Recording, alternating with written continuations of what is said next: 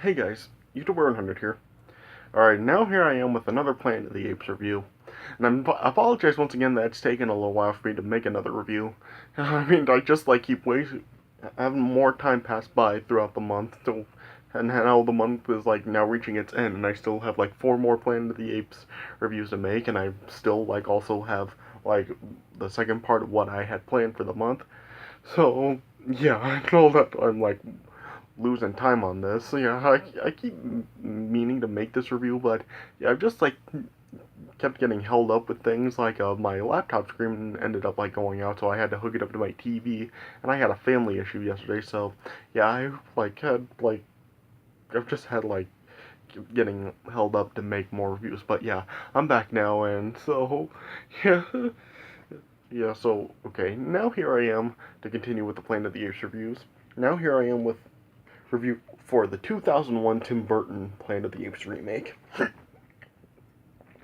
So, yeah, when this film came out, people just yeah, people just really were so hard on this film, and they totally bashed it, really.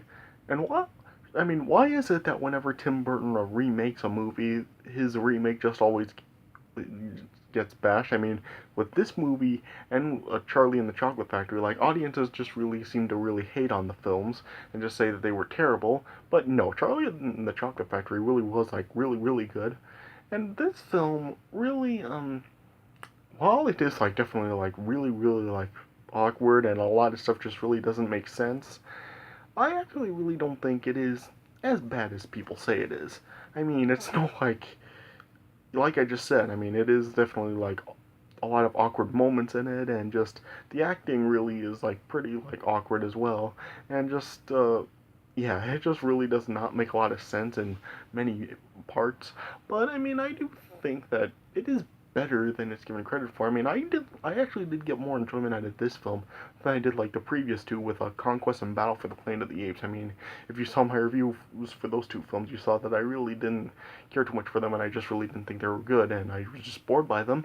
With this film, I actually did get a little bit more enjoyment out of this film than those two. I mean, watching this film, I mean, there were some things that I actually did like about it. I mean, for one thing, since it is a lot more modern, or at least really a more modern release, the effects definitely are a lot better. So yeah, definitely an upgrade for the technology, and the effects in this film are definitely a lot better than the original series. And plus, I think that the well, yeah, the one of the things that this film definitely does much has much better than the original series is of course the makeup. I mean, the makeup on for the apes is just phenomenal, really. I mean, it just really does look really really great. They actually do look like real apes in here. I mean, you remember when I was criticizing the original films, how really just they really look just more like humans dressed up as apes than they did actual apes. But here they actually do look like actual apes, and plus when they talk, they actually are able to really get more mouth movements and stuff. So it really does look more realistic with them talking and not just them looking like puppets. Yeah. The one downside with it though is that yeah, just when they talk, it really does just they really have to go work through all the makeup, and it just really does sound like they have just a bunch of stuff that is keeping them from moving their mouths like this. So yeah, that's one of the no, that's the one flaw with the makeup on here. They don't redub the actors' voices over the filming of them and really just make it sound better. So they just keep in the original dialogue for the filming. So yeah, there's that. And but yeah, this film does well, it does seem to go into a little bit more detail than the original film did. How in the original film, when it starts off, how when the astronauts crash down on the planet, it really just shows they're just right in their spaceship and just end up crashing down. But here, in the start of this film, we actually do see the astronaut does we do see the space station that he actually did come from before he traveled and crashed down on the planet. So I do like that it goes into more details like this. And yeah, in some ways, this is actually this film is a lot darker than the original film was. I mean, yeah, in this film, on the planet, I think that this actually is in this film, this is actually a brand new planet. It's not like Earth in the far distant future like the original film was. Here it actually is a different planet. The planet is Ashlar, and it's like in the far distant future once again. And here, like the apes, just really they are like a lot more brutal to the humans in this one. Like they actually like end up like torturing the humans. It's not just like how they did in the original film where they were just like treating the humans like they were animals. In this one, they actually do like complete like torture the humans. Like they capture them and they actually do brand them, and yeah, they just treat them like slaves and all that stuff. So yeah, the apes are like a lot more cruel to the humans in this film.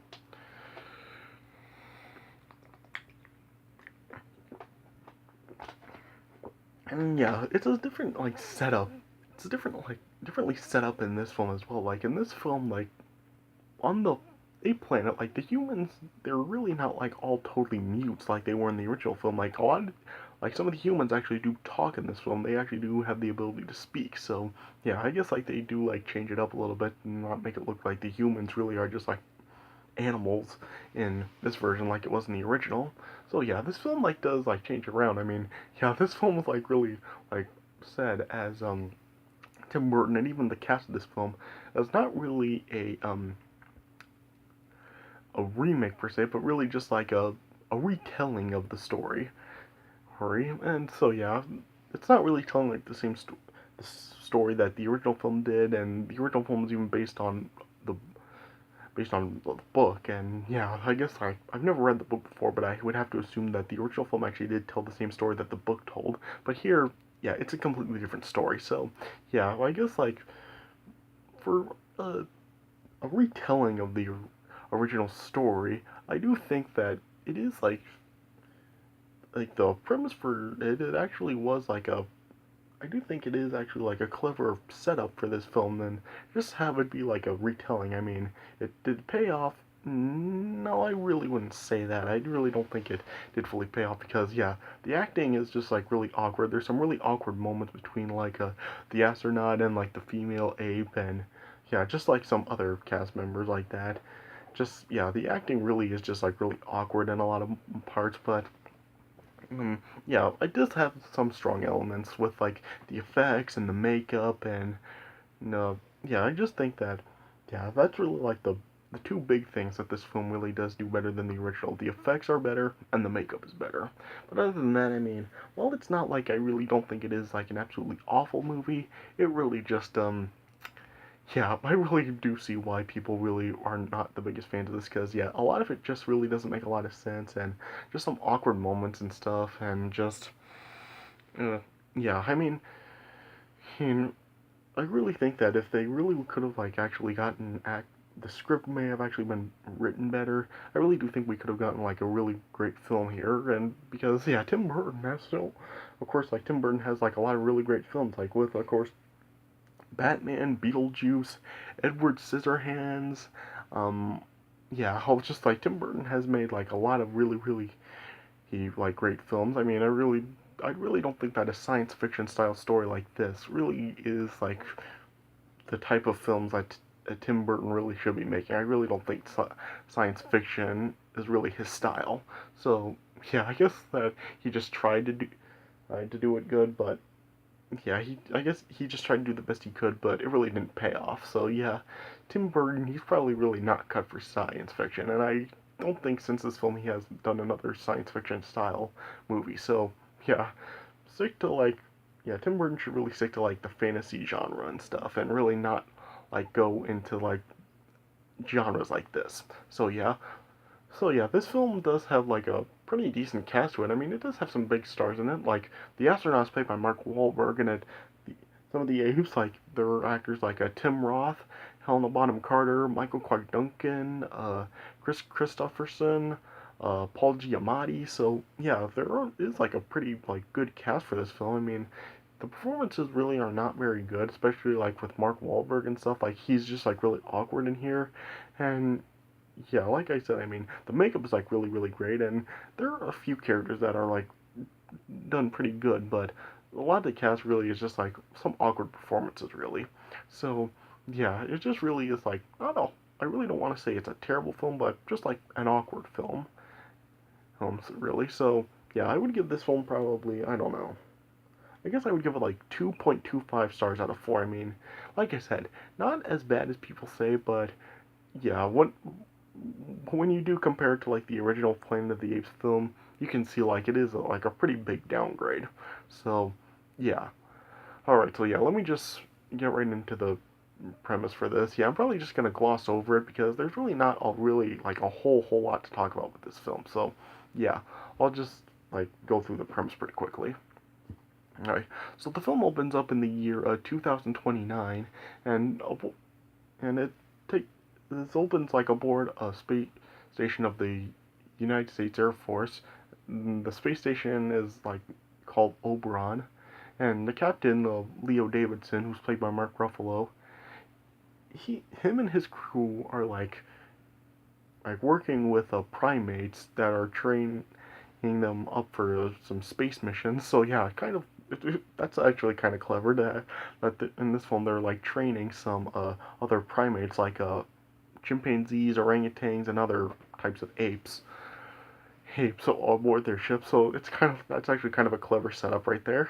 Yeah, and yeah, and Leo's simian co-worker, uh, or chimpanzee Paracels, is the one that he really does work with a lot, and it really seems to be like his favorite simian. Yeah, and then it shows that there was a electromagnetic storm approaching station, and then Paracels then like piloted a small space pod to probe the storm, and after like Paracel's pod ended up like heading into the storm, it just ended up disappearing, and so then Leo then just went after Paracels was in another pod, despite like his commanding officer or like ordering against it. Yeah, but then yeah, Leo then ended up like entering the storm. But then like once he did, he like ended up like losing contact with the Oberon, and then yeah, it just like he ended up like just like going through a time warp or something, and then yeah, he ended up like just crash landing on a planet Ashlar in the year 5021. So yeah, he traveled like almost 3,000 years into the future. Yeah, and then just showed that the world was ruled by humanoid apes, and it showed that like there was an army of apes chasing after humans, and they ended up like capturing the humans. And yeah, some people like a lot of people really did think this was stupid, but I actually did think that this was like kind of a clever homage to the first film. When Leo like ended up being ambushed by some apes, he then like was had his hand on the leg of one of the ape officers, I mean not Ari, Etar, who was played by Michael Clark Duncan, and Eddard just like said, "Take your stinking hands off me, you damn dirty human," kind of like an homage to the damn dirty ape line from the original film. So yeah, a lot of people thought that was stupid, but I actually thought it was kind of a clever homage to the original film. Yeah, and yeah, eventually then like Leo ended up like being captured as well with the other humans, and yeah. Yeah, and yeah, the humans, like I said earlier, were just like treated as slaves, and they ended up like being brought to like an orangutan and a limbo who's played by Paul Giamatti, and yeah, he basically like was like a worker in the trade business of human slaves, and like once humans were brought to him, he then just had like the other apes like clean them up, which then like they and like brought them inside, and it showed that they were being branded and stuff.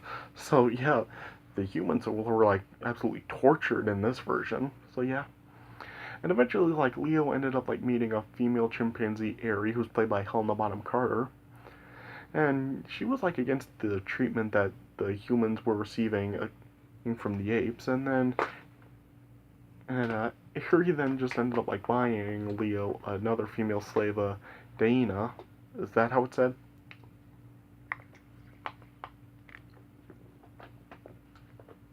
And yeah, they just then like were put to work as servants in the house of her father, Senator Sandar. And eventually Leo escaped, and he ended up like freeing other humans. And then like Limbo tried to stop them, but he ended up like being taken prisoner. or by Leo and the others that he freed. Yeah, and then the Ape General Thade, who's played by Tim Roth. He's like against like the human civilization stuff, and he just wants the humans wiped out. And so then him and Adar, who was like his second in command, like had other ape warriors pursue the humans, and Leo then like discovered like this his forbidden land, Kalima, but it, yeah, it turned out it was like a holy temple of a sea moose who was like the first ape that the apes like just look at as their god. Yeah. And then they eventually then like found Kalama, and just what it actually was just the remains of the Oberon, which was like Leo's ship, of course, and like it turned out that the Oberon ended up like crash landed on the planet's surface. It's like long ago. Oh, and then it was then revealed that the Kalama name just came from like the sign aboard the ship, caution live animals.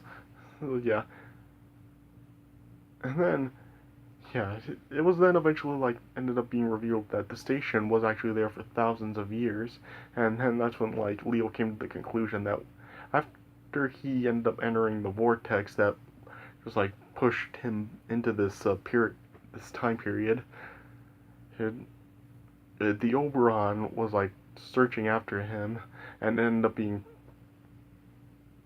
it wasn't pushed into the vortex, and it just ended up like being crash landed on the planet before he came along. So yeah, and then like eventually, like it also ended up like revealing that the apes that were on board that were led by Simos like organized a mutiny, and they ended up like taking control of the vessel after it crashed, and then yeah, the survivors of the struggle then just ended up leaving the ship, and the descendants are the people Leo ended up encountering since he landed on the planet. Yeah. And then, yeah, the apes then eventually arrived and then attacked the humans. And then they just, like, the humans had now gathered to see Leo, and the apes then eventually attacked them. Yeah.